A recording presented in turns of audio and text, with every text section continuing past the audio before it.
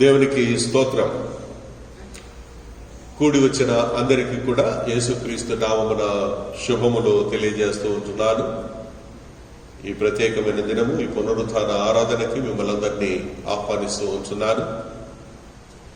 మరి మనకందరికీ తెలుసు, మనకుంటున్న ఈ కరోనా ప్రభావం వలన ఎవరు కూడా ఆలయాలకు రాలేని పరిస్థితుల్లో ఇలాగా ఆన్లైన్లో మనం దేవుడిని ధ్యానించుకోవడానికి దేవుడిచ్చిన ఈ యొక్క కృపను బట్టి దేవుడికి వందనాలు, స్తోత్రం చెల్లిస్తూ ఉంటున్నాను. దేవుని చిత్తమైతే మరి వచ్చే మాసం నుంచి మరి ఆలయాలు ఆరాధనలు రిజ్యూమ్ అవ్వచ్చు అనుకుంటాను. ప్రార్థన చేస్తున్నాము, మీరు కూడా ప్రార్థన చేయండి. ప్రభుత్వం వారు అలాగే గౌరవనీయులైన ముఖ్యమంత్రి ఈ విషయంలో కొన్ని మంచి ఆలోచనలు చేయాలని, వారికి దేవుడికి మంచి తలంపులు ఇవ్వాలని మనము ప్రార్థన చేద్దాం. అలాగే ఈ దిన ధ్యానం ప్రారంభించుకోవడానికంటే ముందుగా తల్లు వచ్చి కళ్ళు మూసుకున్నట్లయితే చిన్న ప్రార్థన చేసుకుందాము. ప్రార్థన చేసుకున్న తర్వాత దేవుని వాక్యమును మనము ధ్యానించుకుందాం. తల్లు వచ్చి ప్రార్థన చేసుకుందాం. ప్రేమ కలిగిన ప్రభువా, నీకు స్తోత్రం చెల్లించి మీ కృపాసనం దగ్గరికి వస్తూ ఉంటున్నాను. ఈ పునరుత్థాన దినమును బట్టి ప్రభువా నీకే వందనాలు. మమ్మల్ని అందరినీ సజీవుల లెక్కలో ఉంచి కాపాడి సంరక్షించి ఏ విధమైన అనారోగ్యము బలహీనత మా దరి చేరకుండా కాపాడి మీరు మాకు అనుగ్రహించిన ఈ గొప్ప తరుణాన్ని బట్టి మీకు స్తోత్రం చెల్లిస్తూ ఉంటున్నాము. ఎందరైతే ఈ వాక్యాన్ని వింటున్నారో ప్రతి ఒక్క బిడ్డను మీరు పేరు పేరు వరుసన ఆశీర్వదించమని వేడుకుంటున్నాము. మా సంఘాన్ని మీ కృపలో భద్రపరిచి ఎవరు కూడా అనారోగ్య పాలు కాకుండా సంరక్షణ అనుగ్రహించమని వేడుకుంటున్నాము. ఈ కూడికను మీ కృపా హస్తాలకు అప్పగిస్తూ ఉంటున్నాము. మీ అధ్యక్షతన మీ నామఘనత కొరకు మా ఆత్మీయ జీవితానికి ఆశీర్వాదకరంగా అనుగ్రహించండి. ఏ విధమైన ఆటంకాలు కానీ ఇబ్బందులు కానీ కలగకుండా ఈ స్థలాన్ని, పరిస్థితులను, సమస్తాన్ని మీ స్వాధీనంలో ఉంచుకోమని వేడుకుంటున్నాము. విద్యుత్ శక్తి వల్లనో, వాతావరణ పరిస్థితుల వల్లనో, ధ్వని కాలుష్యం వల్లనో ఇబ్బందులు, ఆటంకాలు కలగకుండా సమస్తమును ప్రభా దూరపరిచి మీరు మా మధ్య ఉండండి. అలాగే నన్ను కూడా మీ సిలువు చాటున మరుగుపరిచి శ్రేష్టమైన మాటలు వినిపించడానికి నన్ను బలపరిచి వాడుకోమని వేడుకుంటూ ఘనత, మహిమ, ప్రభావాలు మీకు ఆపాదిస్తూ యేసుక్రీస్తు అతి పరిశుద్ధ నామమున అడిగి వేడుకుంటున్నాము మా పరమ తండ్రి. ఆమేన్. ఆమేన్. ప్రియమైన వారలారా, ఈ సమయంలో ఈరోజు ధ్యానం కొరకు ద్వితీయోపదేశ కాండము 9వ అధ్యాయము 9వ అధ్యాయంలోని కొన్ని మాటలు మనము ధ్యానించుకుందాం. 16వ వచనము నుంచి ద్వితీయోపదేశ కాండము 9వ అధ్యాయము 16వ వచనాన్ని నుంచి నేను కొన్ని మాటలు చదువుతూ ఉంటున్నాను. నేను చూచినప్పుడు మీరు మీ దేవుడైన యెహోవా దృష్టికి పాపము చేసి ఉంటిరి. పోత దూడను చేయించుకొని యెహోవా మీకు ఆజ్ఞాపించిన త్రోవ నుండి త్వరగా తొలగిపోయి ఉంటిరి. అప్పుడు నేను ఆ 2 పలకలను పట్టుకొని నా 2 చేతులలో నుండి మీ కన్నుల ఎదుట వాటిని కింద పడవేసి పగలుగొట్టి మీరు యెహోవా దృష్టికి ఆ చెడు నడిచి చేసిన మీ సమస్త పాపము వలన ఆయనకు కోపము పుట్టింపగా చూచి మునుపటి వలె అన్నపానములు మాని 40 పగళ్ళు 40 రాత్రులు నేను యెహోవా సన్నిధిని సాగిలపడితిని. ఏలయనగా మిమ్ము నశింప చేయవలనని కోపపడిన యెహోవా కోపోద్రేకమును చూచి భయపడితిని. ఆ కాలమందును యెహోవా నా మనవి ఆలకించెను. మరియు యెహోవా అహరోనును నశింపచేయుటకు అతని మీద బహుగా కోపపడగా నేను అహరోనుకై అప్పుడే బ్రతిమాలుకొంటిని. అప్పుడు మీరు చేసిన పాపమును అనగా ఆ దూడను నేను పట్టుకొని అగ్నితో కాల్చి నలుగగొట్టి అది ధూళి అగునంత మెత్తగా నూరి ఆ కొండ నుండి పారు ఏటిలో ఆ ధూళిని పారబోసి తిని. దేవుడి మాటలు మన వినికిడిలో ఆశీర్వదించునుగాక. ఆ కాలమందు యెహోవా నా మనవి ఆలకించెను. మనము ధ్యానిస్తుంటున్న ఈరోజు ధ్యానమునకు మోషే ప్రార్థించగా యెహోవా ఆలకించాడు. మోషే మనవులను దేవుడు ఆలకించాడు.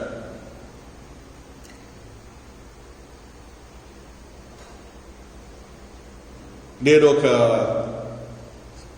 సంగతి విన్నాను, చదివి ఉన్నాను. ఒక సంస్థ వాళ్ళు క్వార్టర్లీ 3 నెలలకు ఒకసారి వాళ్ళ సంస్థ పనితీరును వాళ్ళు రివ్యూగా చేసుకుంటూ మీటింగ్లు ఏర్పాటు చేసుకొని సంస్థ యొక్క అభివృద్ధి కొరకు ప్రణాళికలు వేస్తూ ఉండేవాళ్ళంట. అలాంటి సమయంలో ఒక యవనస్తుడు, అప్పుడే కొత్తగా చేరిన ఒక జూనియర్ ఒక సలహా ఇచ్చాడు. ఇచ్చినప్పుడు మనం ఈ ఆఫీస్ని ఇంకొక కొత్త బిల్డింగ్లోకి మారుద్దాము, కొన్ని మంచి హంగులు దానికి ఏర్పాటు చేసుకుందాము అని ఆ హంగులు ఆర్భాటాల గురించి కొన్ని సలహాలు చెప్పాడంట. దాన్ని ఎవరు కూడా పట్టించుకోలేదు, ఆమోదించలేదు. కానీ మళ్ళీ నెక్స్ట్ మీటింగ్, మళ్ళీ 3 నెలల తర్వాత రివ్యూ మీటింగ్ అవుతున్నప్పుడు ఇదే అంశాన్ని ఒక సీనియర్ ఎగ్జిక్యూటివ్ బోర్డు మెంబర్ అయిన అతను ఇదే సలహా చెప్పాడంట. అందరు వెంటనే దాన్ని చప్పట్లు కొట్టి ఆ సలహాని ఆహ్వానించారు. అర్థమైంది కదా? ఏదైనా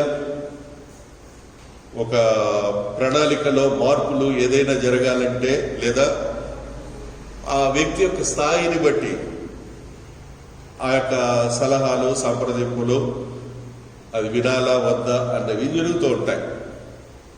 అయితే దేవుడు ఇక్కడ మనం చదివి ఉంటున్నాం, నేను ప్రార్థన చేసినప్పుడు ఆ కాలమందు యెహోవా నా మనవి, నా ప్రార్థన ఆలకించాడు. పాత నిబంధన అంతటిలో మోషే చాలా ప్రాముఖ్యమైన వాడు. మోషే గురించి చెప్పుకోవాలంటే చాలా గొప్ప విషయాలు మనకు ఆయన నుంచి మనం తెలుసుకోగలం. వాటన్నిటికంటే మోషే గురించి చెప్పుకోవాల్సిన గొప్ప సంగతులు అన్నిటికంటే మోషే మంచి ప్రార్థనాపరుడు. ఆయన ప్రార్థనాపరుడు మాత్రమే కాదు, ఆయన ప్రార్థనను దేవుడు ఆలకించాడు. మనం చూస్తే మిరియాముకు కుష్ఠరోగం వచ్చే వ్యాధి వచ్చినప్పుడు, ప్రజలు మన్నా విషయంలో సరిగినప్పుడు, ఇశ్రాయేలు జనాంగము తిరిగి వెనక్కి వెళ్ళిపోదామని చెప్పి అన్నప్పుడు, సర్పాల బారిన పడి ఇశ్రాయేలు జనాంగము నశిస్తూ ఉంటున్నప్పుడు, అలాగే ఇప్పుడు చదివిన అంశము 10 ఆజ్ఞలు దేవుడు మోషేకి ఇస్తుంటున్న సందర్భంలో జనులు చేసిన తప్పిదాన్ని బట్టి, ఈ సమయాలన్నిటిలో కూడా, ఈ సందర్భాలన్నిటిలో కూడా దేవుడు ఆలకించాడు. When Moses prayed, God listened to him. When Moses prayed, God listened his prayers. దేవుని దృష్టిలో మోషే ఇంత ప్రత్యేకమైన వాడు ఎందుకైనాడు? దేవుని దృష్టిలో మోషే ఇంత ప్రత్యేకమైన వాడు ఎందుకైనాడు అని చెప్పంటే, మనము అనేక సార్లు ప్రార్థిస్తాము, కానీ మనము అన్ని మనవులు కూడా దేవుడు వినడు.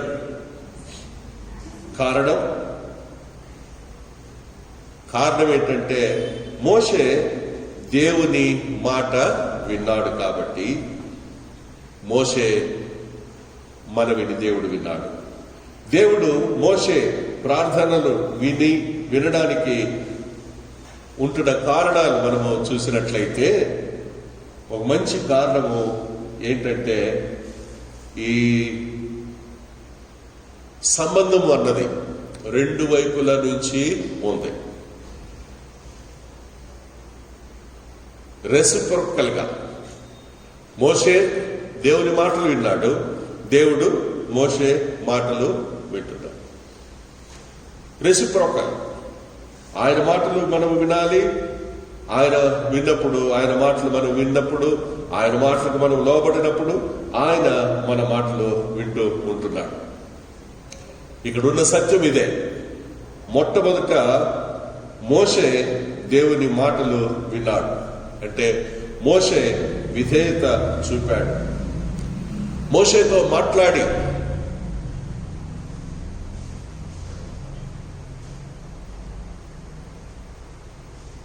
ఆయన మోషే మనవులను ఆలకించి ఆయనకు తగిన జవాబు ఇస్తూ ఉంటున్నట్టుగా ఉన్నాడు. మనం చూసినట్లయితే మోషేతో మాట్లాడినట్లు ఇంకెవరితో కూడా మాట్లాడినట్లుగా బైబిల్లో లేదు. Because God speak to Moses face to face. దేవుడు మోషేతో ముఖాముఖిగా మాట్లాడిన వాడు అని చెప్పి మనము చూస్తూ ఉంటున్నాం. దేవుడు మండే పొద ద్వారా దగ్గర ఐగుప్తుకు వెళ్ళిపో అని చెప్పి అన్నప్పుడు మోషే దాన్ని ఆలకించాడు. God listened to Moses because Moses first listened to God. ఒకసారి యాకోబు పత్రిక 5వ అధ్యాయం 16వ వచనమును చదవాలని కోరుతూ ఉంటున్నారు.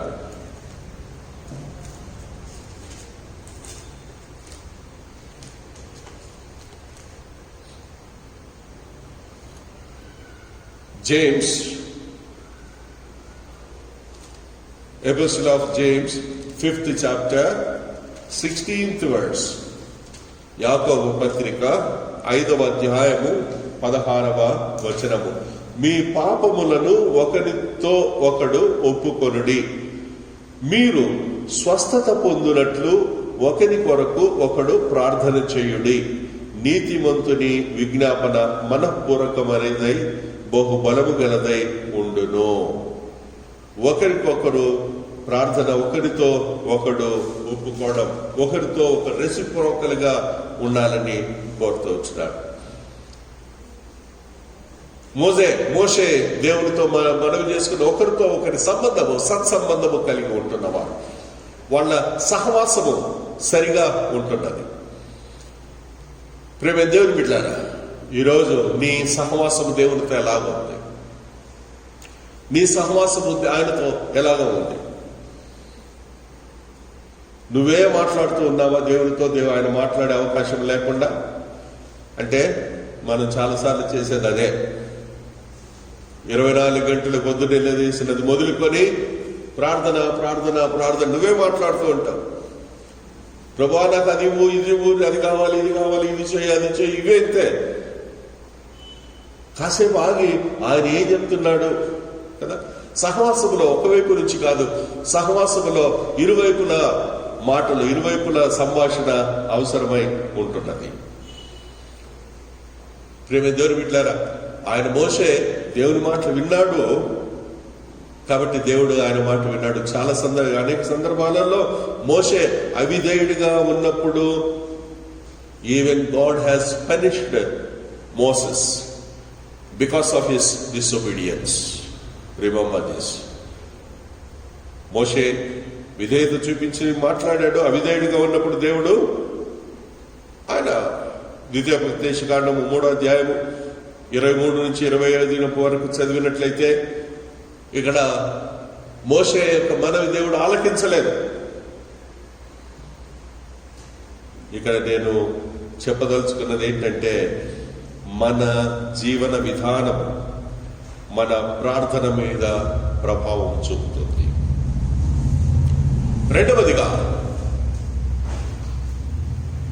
రెండవదిగా మోషే వినయ మనస్సు కలిగిన వాడు.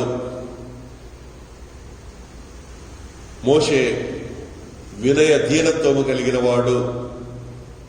సంఖ్యాకాండము 12వ అధ్యాయము 3వ వచనం. Book of numbers 12th chapter verse 3. సంఖ్యాకాండము నంబర్స్ 12th chapter verse 3. ఇక్కడ రాయబడినది, యెహోవా ఆ మాట వినెను.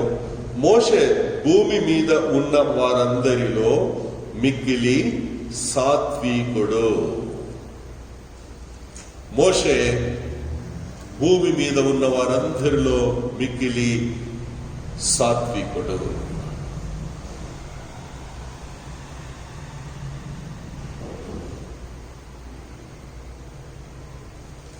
సందర్భం, అహరోను మిర్యాములు మోషే మీద తిరుగుబాటు చేసినప్పుడు దేవుడు వాళ్ళ మాట వినకుండా మోషే మాటనే విన్నాడంట. ఎందుకంటే మోషే సాత్వికుడు.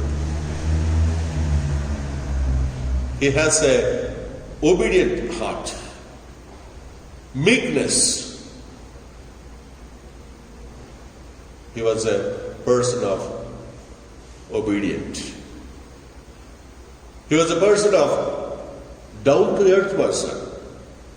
ఆయన చాలా విధేయత, దీనత్వం కలిగి తను తగ్గించుకునే స్వభావం కలిగిన వాడు. ఆయన వినయమును గురించి, సాత్వికత గురించి బైబిల్ చాలా విషయాలు బోధిస్తూ ఉంటున్నది. బైబిల్ గ్రంథంలో రాయబడినది, గర్విష్ఠులను అణచి సాత్వికులపై కృప చూపించే దేవుడని. మనం చదువుతూ ఉంటున్నాం, తనను తాను తగ్గించుకునేవాడు హెచ్చించబడును అని చెప్పి. ఇలా చాలా విషయాలు మనకు బోధిస్తూ ఉంటున్నాయి. చూడండి, ప్రార్థన, విధేయత రెండు చాలా దగ్గర సంబంధము కలిగిన విషయాలు.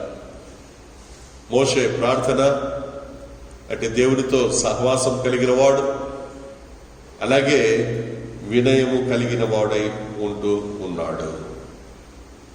మనం జీవిస్తుంటున్న ఈ లోకములో, గర్వంతో కూడుకున్న ఈ లోకములో నేను అన్నదాన్ని ప్రదర్శించుకోవాలనుకుంటున్న ఈ లోకములో, మన దేశంలో పాపం ఎక్కువగా ఉంటున్నది.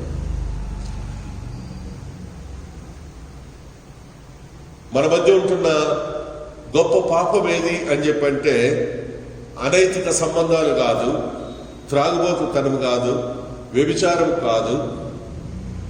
మన దేశం, మన ప్రాంతంలో మన మధ్య ఉంటున్న పెద్ద గొప్ప పాపం ఏంటంటే వ్యక్తి పూజ. నన్ను నేను పూజించుకోవడం, నన్ను నేను హెచ్చించుకోవడం, నేను అన్నది. ఇప్పటి దినాలలో టైప్ రైటర్లు, టైపింగ్ మిషన్లు లేవు, అంత ఫోన్ల మీదనే అయిపోతున్నాయి. ఇదివరకు టైప్ మిషన్ ఉండేది, దానికి ఒక ఇన్స్టిట్యూట్, నేర్పించే ఇన్స్టిట్యూట్ ఉండేది. ఆ కాలంలో చేసిన సర్వేలో, ఆ టైప్ మిషన్ల మీద చేసిన సర్వేలో, ఈ టైప్ మిషన్లు మనం కొట్టినప్పుడు పేపర్ మీద అచ్చు ముద్రించబడేది లెడ్తో తయారు చేయబడిన అక్షరాలు. అవి అరిగిపోతూ ఉంటాయి. టైప్ మిషన్లో అక్షరాలు అరిగిపోతూ ఉంటాయి. వాటిని మళ్ళీ వెళ్ళి అచ్చులు వేసి కొత్తవి తెచ్చుకుంటూ ఉంటారు. ఇలాగా ఆ అచ్చులు ఎక్కువగా అరిగిపోయిన అక్షరము ఐ అంటారు. అంటే ప్రతి దాంట్లో, ప్రతి సంభాషణలో ఎక్కువగా వాడబడుతూ ఉంటున్న అక్షరం ఐ. నేను. వ్యక్తి పూజ, వ్యక్తి తనను తాను హెచ్చించుకోవడం. కాబట్టి గర్వము ఇంకొక భాషలో చెప్పుకోవాలంటే కదా. ప్రియ దేవుని బిడ్డలారా, మన మధ్య ఉంటున్న పాపము ఇది అనైతిక సంబంధాలు, తాగుబోతుతనమో, వ్యభిచారమో, దొంగతనమో, ఇంకొకటో కాదు. కానీ వ్యక్తులు తమము తాము హెచ్చించుకొనడంలో ఉంటున్నది. చాలాసార్లు ప్రజలు దేవుని దగ్గరికి వచ్చినప్పుడు చాలా గర్వంగా వాళ్ళు ఏమై ఉన్నారో దానిని బట్టి మేము దేవునికి ఇది చేశాం కాబట్టి మేము ఆయనను డిమాండ్ చేయవచ్చు అన్న ఉద్దేశంతో వస్తూ ఉంటున్నారు. అందుకనే ఆ రోజుల్లో బైబిల్లో రాయబడిన మాటలు నేను చెప్తుంటున్నాను. ఆ దినమున నా దగ్గరికి వచ్చి, ప్రభువా, నీ నామమున మేము ప్రవచింపలేదా? నీ నామమున మేము దయ్యములను వదలగొట్టలేదా? నీ నామమున మేము సంఘాలు స్థాపించలేదా? నీ నామమున మేము ఇంతమందిని రక్షించలేదా అని అన్నప్పుడు దేవుడు అంటున్నాడంట, ఏమంటున్నాడంటే, అక్రమము చేయువారలారా మీరెవరో నాకు తెలియదు. Yes, you have spread the gospel. నువ్వు స్వార్థ ప్రకటించావేమో, నువ్వు దయ్యములు వదిలిపెట్టావేమో, నువ్వు ఇంకొక పని చేశావేమో, కానీ నువ్వు చేసింది సక్రమంగా చేయలే, అక్రమంగా చేశావు. అందుకనే అక్రమము చేయువారలారా. ప్రియమైన దేవుని బిడ్డలారా, ఈ రోజుల్లో మనం చాలా మందిని ఇలాంటి వాళ్ళని చూస్తూ ఉంటున్నాం. నేను ఇన్ని సంఘాలను స్థాపించాను, నేను ప్రార్థన చేస్తే దేవుడు దిగి వస్తున్నాడు, నేను ఇంకా పిచ్చి పిచ్చిగా మనం చూస్తుంటున్నాం. టీవీలలో వాక్యాలలో చాలా మంది చెప్తుంటారు, ఇదిగో నేను మార్నింగ్ వాక్ వెళ్తుంటే పరిశుద్ధాత్మ దేవుడు నాతో పాటు మాట్లాడుతూ వస్తాడు.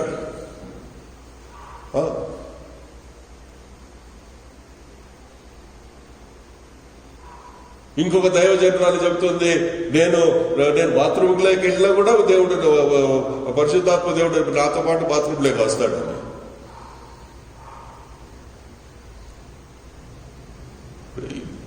ఏంటో పరిశుద్ధాత్మ దేవుడు మనకు స్నానం చేయించి ఈ వృద్ధడానికి వస్తాడా ఏంటో?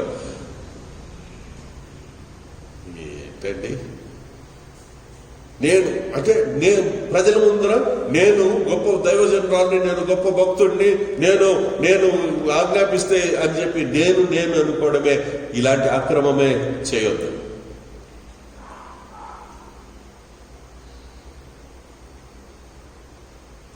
పౌలు భక్తుడు అంటాడు, దేవుని కృప ఇచ్చి ఆయన మనకు ఏదన్నా అవకాశం ఇస్తే, మనల్ని ఇంకో సంవత్సరంలోకి నడిపిస్తే ఆయన కృపను బట్టి అది ఇది చేద్దామంటాడు కదా. ఆయన అవకాశం ఇస్తే, ఆయన బలపరిస్తే, ఆయన వాడుకుంటే,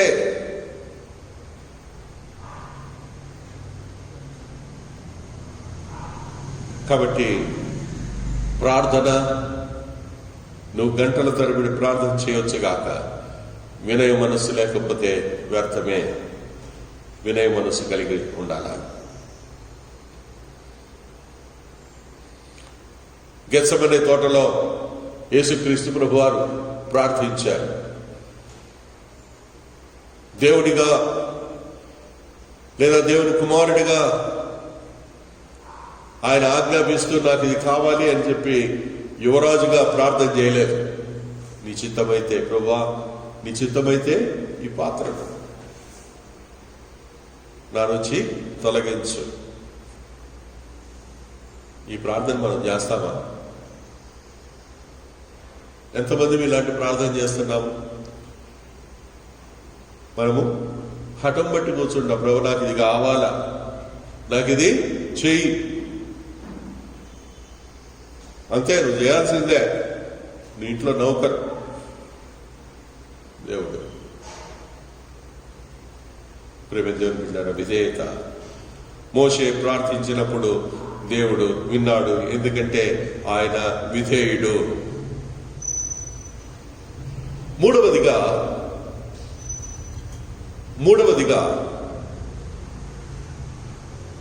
God listened to Moses because Moses had faith in God.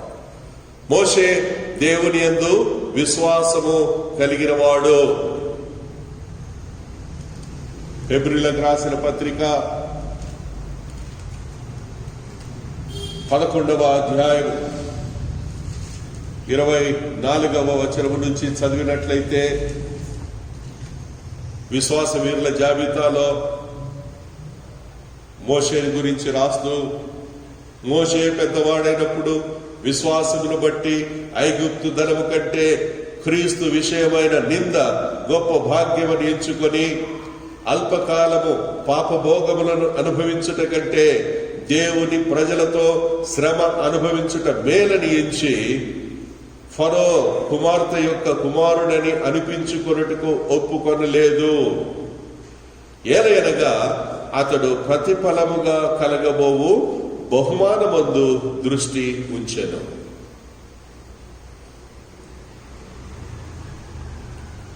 అతడు ప్రతిఫలముగా కలగబో బహుమానం లాంగ్ రన్ లో he thought he has a goal and he had a faith that he is going to get that eternal gift. He was waiting for that gift. ఆయన దీర్ఘకాలములో నిత్యత్వములో దొరకబోయే గొప్ప బహుమానము కొరకు ఎదురు చూశాడు విశ్వాసమును బట్టి.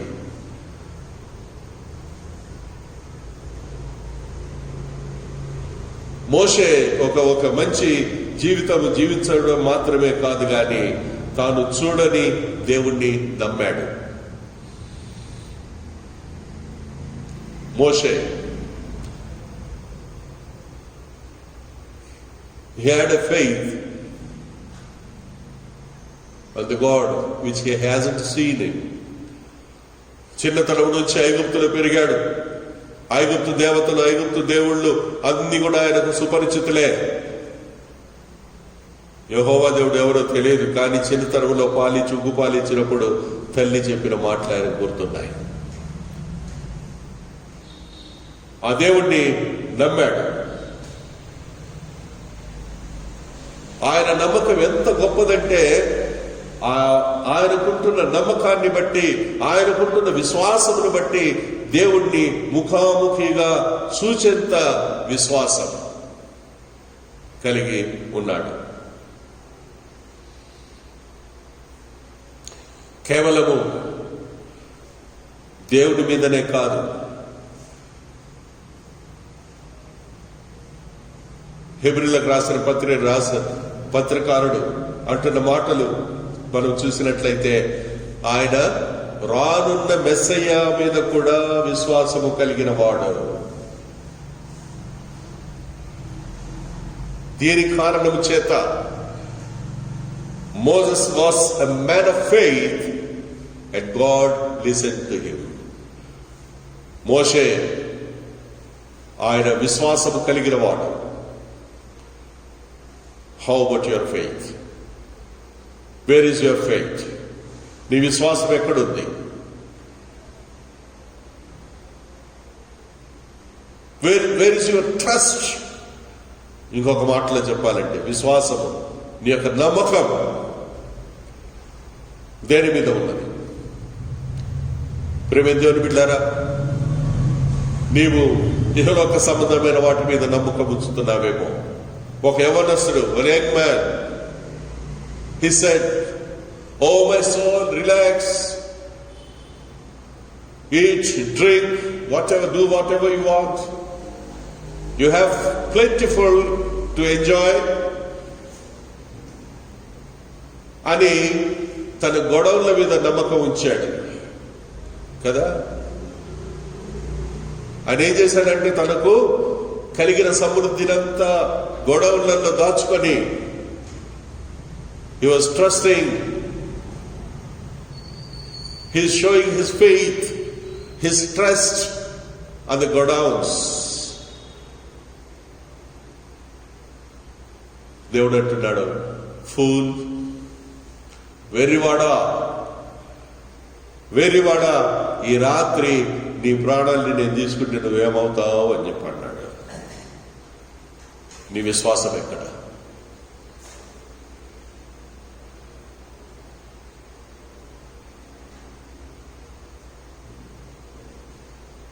హెబ్రీ రచయిత ఇంకొక సందర్భంలో ఏమంటున్నాడంటే దేవుడు ఉన్నాడని విశ్వసించాలి అంటున్నాడు.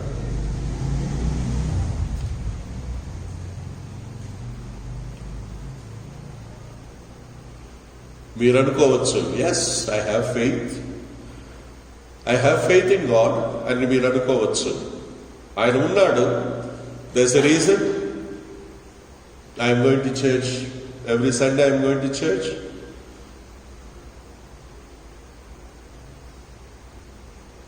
అందుకని నేను ప్రతి ఆదివారం చర్చికి వస్తున్నాను అంటున్నాడు.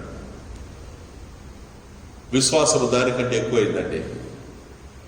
faith in God is more than that.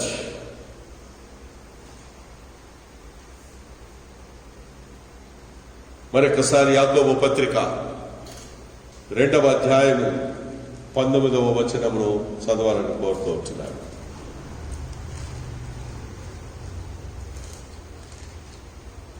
Epistle of James, 2nd chapter, 19th verse. దేవుడు ఒక్కడే అని నీవు నమ్ముచున్నావు, అలాగున నమ్ముట మంచిదే. Yes, you say you believe in God. Even you believe in one God, only God. Good. అయితే దాని కింద చదవండి, ఏమంటున్నాడంటే దయ్యములు కూడా నమ్మి వణకుచున్నవి. It's not only you. You may say, I have faith in God, that's the reason I'm going to church every Sunday. Oh, you fool. Even demon believes there is one God. నీలో ఏం గొప్ప సంగతి? చదవండి ఇంకా. వ్యర్థుడా, క్రియలేని విశ్వాసము నిష్ఫలమైనదని తెలుసుకో. You say you have faith in God, but you are not showing it. నీ విశ్వాసాన్ని నువ్వు క్రియారూపకంగా చూపించడం లేదు. నువ్వు దేవుని యందు విశ్వాసం ఉందంటున్నావు, కానీ అన్ని నీ సొంత దాని మీద ఆధారపడుతూ ఉంటున్నావు. నీ సొంత క్రియల మీద, నీ సొంత పనుల మీద, నువ్వు సొంతంగా నీ చేసే దాని మీద, నీ సొంత ఆలోచనల మీద, నీ సొంత బ్యాంక్ బ్యాలెన్స్ మీద, నీ సొంత తెలివితేటల మీద.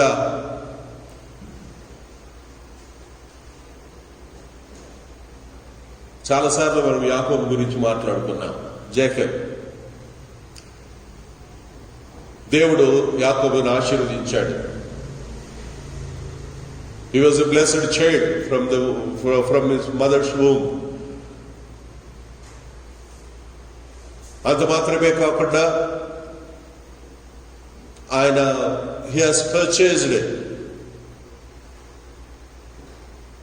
the firstborn blessings also. జ్యేష్ఠత్వపు ఆశీర్వాదాన్ని కూడా కొనుక్కున్నాడు.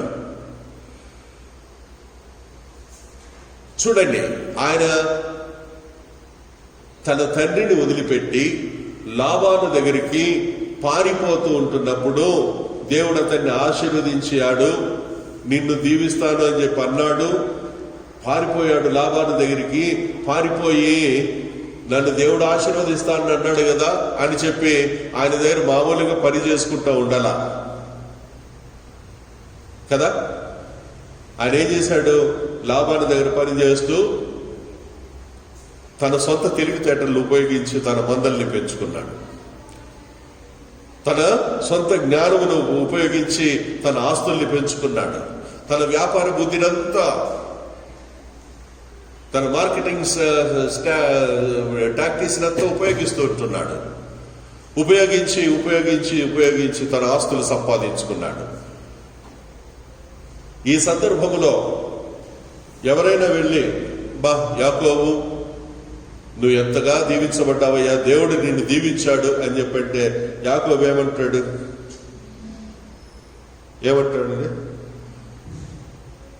It's me. నేను అవి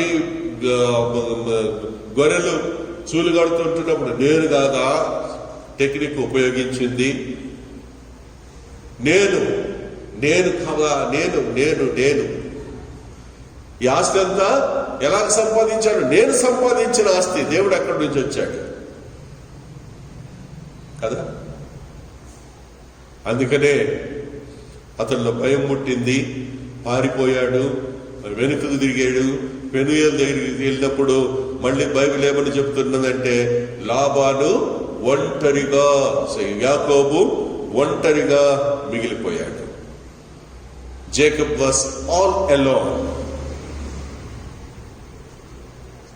తన తండ్రి నుంచి పారిపోతుంటున్నప్పుడు ఏ రీతిగానైతే ఒక కర్ర పట్టుకొని ఒంటరిగా ఉన్నాడో, ఇటువైపు నుంచి మళ్ళీ వెళ్తున్నప్పుడు తన మామ నుంచి పారిపోతుంటున్నప్పుడు కూడా గొప్ప సంపద.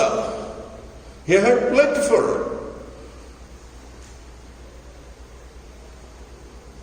Four wives, 12 children.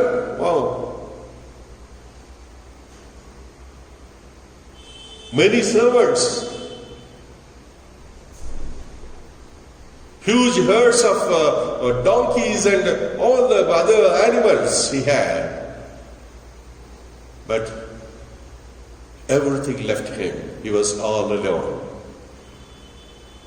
This time, really this time, ఈ సమయంలో నిజంగా యాకోబు ఏం చేస్తున్నాడు? దేవునికి పాదాలు పట్టుకొని, lord, unless until you bless me, నీవు నన్ను దీవిస్తే గాని నిన్ను విడిచిపెట్టనయ్యా, నీ దగ్గర నుంచి నేను వండిపోను.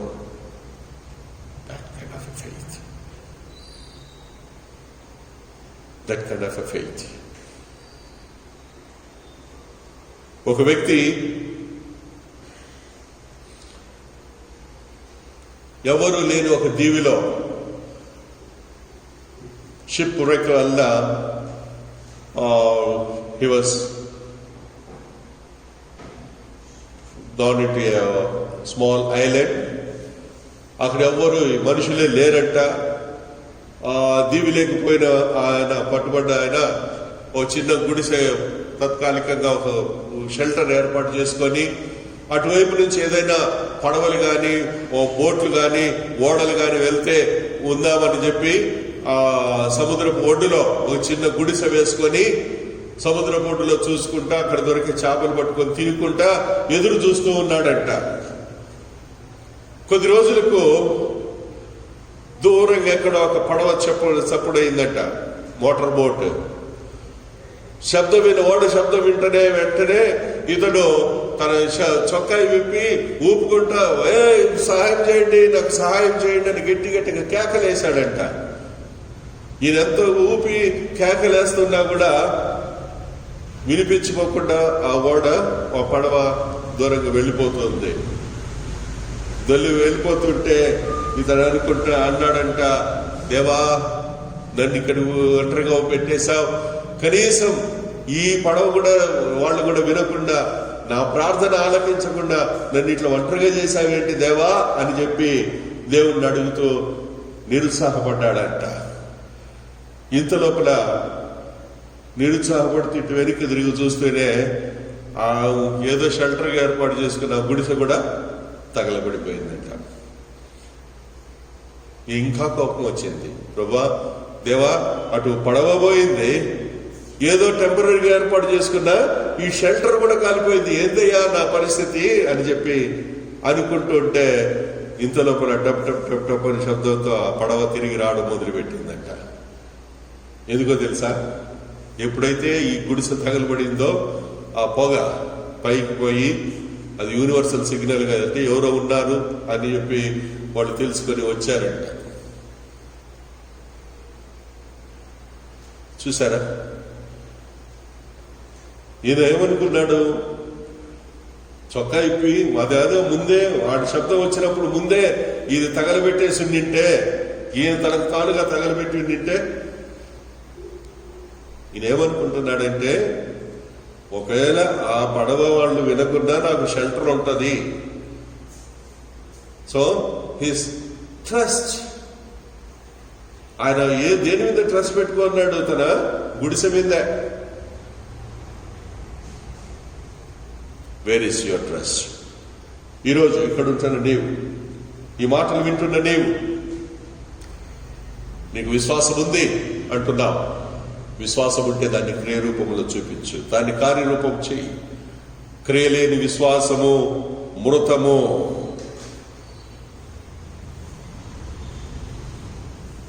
నీకు విశ్వాసం ఉంటే దాన్ని క్రియరూపములో చూపించాలని కోరుతూ ఉంటున్నాను.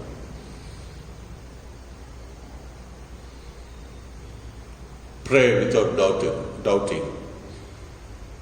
God will hear your prayers. Undoubted prayers. ప్రియమైన దేవుని బిడ్డలారా, దేవుడు మోషే మాటలు ఆలకించాడు. దేవుడు మోషే ప్రార్థన ఆలకించాడు. దేవుడు మోషేను విన్నాడు. ఒక మనిషి మాటలో విన్నాడు. ఎందుకంటే మోషే ప్రార్థనాపరుడు. Moses had a fellowship with God. Moshe విధేయత కలిగిన వాడు, వినయ మనస్సు కలిగిన వాడు. మోసే విశ్వాసము కలిగిన వాడు. విశ్వాసము కలిగిన ప్రార్థన బహు బలము కలిగిందని చెప్తుంటున్నాడు.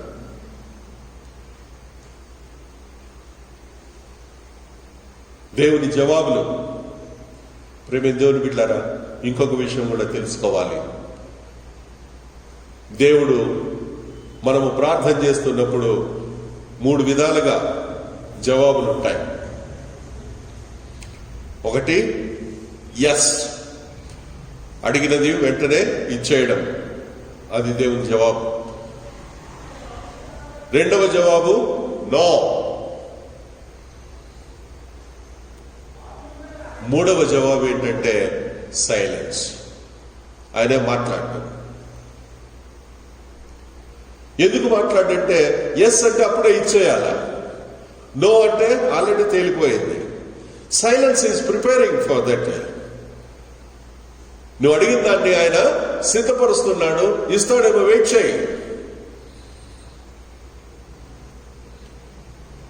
Abraham, he waited almost 20-25 years. He waited for one son, isn't it? సంవత్సరాలు వెయిట్ చేశాడు ఆయనలో పరిపక్వతను తీసుకురావాలని, నీలో పరిపూర్ణతను తీసుకురావాలని, నీ విశ్వాసాన్ని బలపరచాలని, నిన్ను పరిపూర్ణమైన క్రైస్తవుడిగా సిద్ధపరచాలని. కాబట్టి ఒకవేళ దేవుడు మనకు జవాబు ఇవ్వడం లేదంటే నిలబడి ఆలోచించు, నాలో ఏమైనా సమస్య ఉన్నదా అని. ప్రభా, నాలో ఏమన్నా సమస్య ఉన్నదా అని అడుగు. లేదంటే నువ్వు అడిగిన దాన్ని ఆయన సిద్ధపరుస్తున్నాడని విశ్వాసంతో ఎదురు చూడు.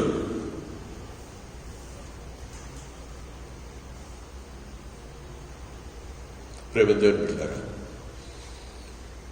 ఈరోజు ఇక్కడ ఉంటున్న నీవు, ఈ మాటలు వింటున్న నువ్వు అడిగిన వెంటనే ఆయన నీకు జవాబు ఇవ్వకపోవచ్చేమో, కానీ ఆయనకు తెలుసు.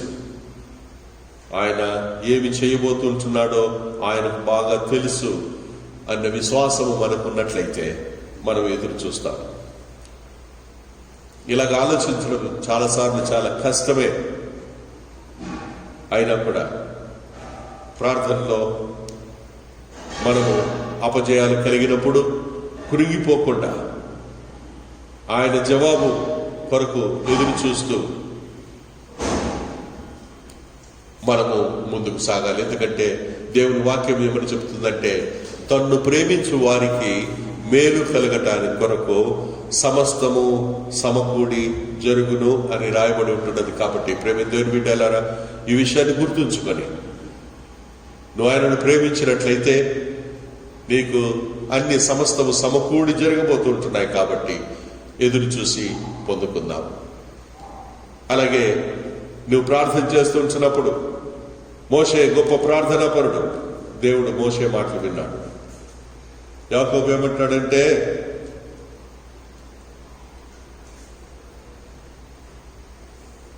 ఏలియా మన వంటి స్వభావము కలిగిన మనుష్యుడే.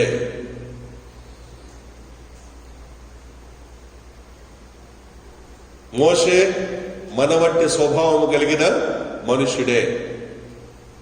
అలాంటి మోషేకు జవాబిచ్చిన దేవుడు నీకు కూడా జవాబిస్తాడు, నీ మాటలు వింటాడు.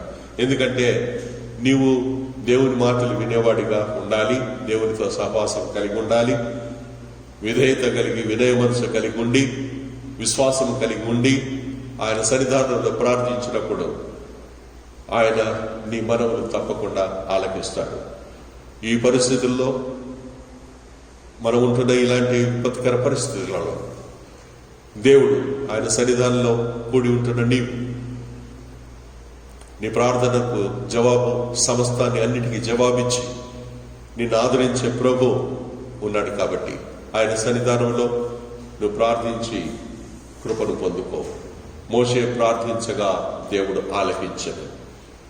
నేను ప్రార్థన చేస్తే దేవుడు నా ప్రార్థన కూడా ఆలకిస్తాడు. మోషే ఆయన ఏదో ప్రత్యేకించబడిన ఒక బ్రీడ్ ఏం కాదు.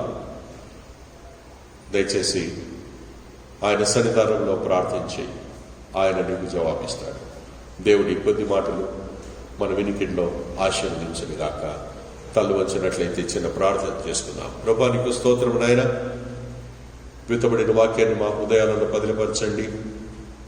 మేము ప్రార్థించేవారిగా కేవలము పెదవులతో ప్రార్థించేవారు కాకుండా మమ్మల్ని తగ్గించుకొని మీ సన్నిధానంలో ప్రార్థన చేసి కృప పొందుకొని విశ్వాస సహితమైన ప్రార్థన బహు బలమైనదని చెప్పబడిన రీతిగా విశ్వాసంతో ప్రార్థించి కృప పొందుకునే భాగ్యమును మాకు దయచేయమని వేడుకొంచున్నాము. అలాగే ఈ కరోనా పీరియడ్లో ఉంటున్న మేము ప్రభువా, మేము అన్ని జాగ్రత్తలు పాటిస్తూ మీ సన్నిధానంలో మేము ఎదుగుతూ మిమ్మల్ని మహింపరచు భాగ్యం దయచేయమని వేడుకుంటున్నాము. మా సంఘ సభ్యుల్ని ప్రభా మీరు కాపాడండి, సంరక్షించండి. వారికి మంచి ఆరోగ్యము, నెమ్మది, సమాధానములు దయచేయమని వేడుకుంటున్నాము. అలాగే ప్రభా 10th క్లాస్ పరీక్షల కొరకు షెడ్యూల్ వచ్చిన్నది. మరి మా సంఘంలో 10th పరీక్షలు రాస్తూ ఉంటున్న యవన బిడ్డలందరినీ కూడా మీకు సన్నిధానాలు ఎత్తిపడుతూ ఉంటున్నాము. మా ప్రభా వారందరూ ఈ యొక్క 10 దినాలలో చక్కగా సిద్ధపడి పరీక్షలన్నీ కూడా చక్కగా రాయడానికి మీ జ్ఞానముతో వారిని అభిషేకించమని వేడుకొంచున్నాము. అలాగే ఇంటర్ ఎగ్జామ్స్ అయితేనేమి, ఎంసెట్ ఇలాంటి క్వాలిఫైయింగ్ ఎగ్జామ్స్ రాయబోయే బిడ్డల్ని కూడా ప్రభా మీ కృపాసనం ముందు ఎత్తిపడుతూ ఉంచున్నాము తండ్రి. మా ప్రభా మంచి ర్యాంకులు సంపాదించడానికి, వారు కోరుకున్న కోర్సుల్లో జాయిన్ అవ్వడానికి ప్రభా మీ సహాయం ఇచ్చి బిడ్డలు మీ జ్ఞానంతో అభిషేకించండి. ఇంజనీరింగ్ చదువుతుంటున్న బిడ్డలు, ఫైనల్ ఇయర్లో ఉంటున్న వారు ప్రభా ప్రాజెక్ట్స్, మినీ ప్రాజెక్ట్స్ చేస్తున్నారు. వాళ్ళందరితో మీరుండండి నాయన ప్రభా తండ్రి. ప్రాజెక్ట్స్ అయితేనేమి, వైవా అయితేనేమి, ఫైనల్ ఎగ్జామ్స్, ఇవన్నీ కూడా వారు ఎక్కడ కూడా బ్యాక్లాగ్స్ అన్నది లేకుండా మా బిడ్డలన్నిట్లో ఉత్తీర్ణత పొందుకొని మిమ్మల్ని బట్టి ప్రభా మహిమలు పరుస్తూ ముందుకు సాగే కృపనిచ్చి నడిపించమని వేడుకొంచున్నాము. అనారోగ్యంతో ఉంటున్న బిడ్డలు ప్రభా మీ కృపాసనం ఎత్తిపడుతుంటున్నాం తండ్రి. సహోదరి గుణశీలని ప్రభా మీ కృపలో భద్రపరచండి తండ్రి. ఆమెకు ఆరోగ్యం ఇవ్వండి, నెమ్మదిని దయచేయమని వేడుకుంటున్నాము. అలాగే తండ్రి లంగ్ ఇన్ఫెక్షన్తో బాధపడుతున్న సహోదరు శ్రీనివాసుని కూడా ప్రభా మీ కృపాసనం ఎత్తిపడుతుంటున్నాం. మీ గాయపడిన హస్తముతో శ్రీనివాసుని ముట్టండి. పరిపూర్ణమైన స్వస్థత, ఆరోగ్యం, నెమ్మదిని దయచేయండి. మీ కృప ఆ కుటుంబం పైన కుమ్మరింప చేయమని వేడుకుంటున్నాం. అలాగే ప్రార్థన అవసరతలు కొన్ని ప్రతి బిడ్డను పేరు పేరు పరుసన జ్ఞాపకం చేసుకుంటున్నాగా ప్రతి బిడ్డను ఆశీర్వదించి నెమ్మది, సమాధానాలు దయచేయమని మీరే మహిమ పొందమని యేసుక్రీస్తు పరిశుద్ధ నామమున అడుగుతున్నాము తండ్రి. ఆమేన్. మన తండ్రి అయిన దేవుని ప్రేమ, కుమారుడు, రక్షకుడు మన ప్రభు అయిన యేసుక్రీస్తు వారి కృప, పరిశుద్ధాత్మ దేవుని కన్యన సహవాసము, సన్నిధాన ప్రసన్నత ఇక్కడ ఉంటున్న మనకును సకల భక్తులకు సదాకాలము తోడేండి, కాపాడి సంరక్షించునుగాక. ఆమేన్. ఆమేన్. God bless you. ఇళ్లలో ఉండండి, జాగ్రత్తగా ఉండండి, మీ ఆరోగ్యాలు కాపాడుకోండి. ఆమేన్.